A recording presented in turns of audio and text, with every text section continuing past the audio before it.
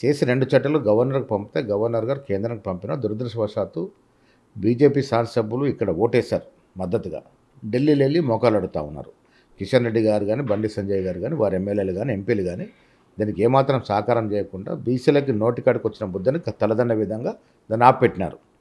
అదేవిధంగా వీళ్ళు ఇట్లా ఆపినారు కాబట్టి ఎలక్షన్ పోవాలని ఆర్డినెన్స్ తీసుకొచ్చాం. ఆర్డినెన్స్ కూడా గవర్నర్ గారు ఆమోదం ఇవ్వలేదు. 3వ చట్టం కేసీఆర్ గారు 50% కుదిస్తూ అసెంబ్లీలో చట్టం చేశాడు.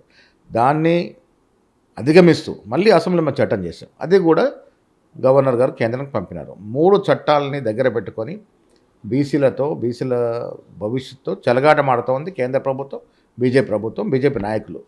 సో దాన్ని అధిగమించాలనే ఉద్దేశంతో మళ్ళీ ఒక జీవో ఇచ్చాం. జీవో ఇచ్చే ప్రయత్నం చేస్తూ ఉన్నాం. ముఖ్యమంత్రి గారు ఈ విషయంలో ముఖ్యమంత్రి క్యాబినెట్ అంతా కూడా చిత్తశుద్ధితో ఎట్టి పరిస్థితుల్లో 42% స్థానిక సంస్థలు ఇవ్వాలి. ఏ రకంగా ఇస్తే బాగుంటుంది, అది జీవో ఇచ్చిపోతే బాగుంటుందా, లేక సుప్రీంకోర్టు నిర్ణయం వచ్చే వరకు వెయిట్ చేస్తే బాగుంటుందా అని మీద 2 దఫాలు చర్చలు జరిపారు. మళ్ళీ కూడా చర్చ జరుపుతా ఉన్నాం. మాకు చిత్తశుద్ధి ఉంది, 80% 42% రిజర్వేషన్ ఇవ్వాలని.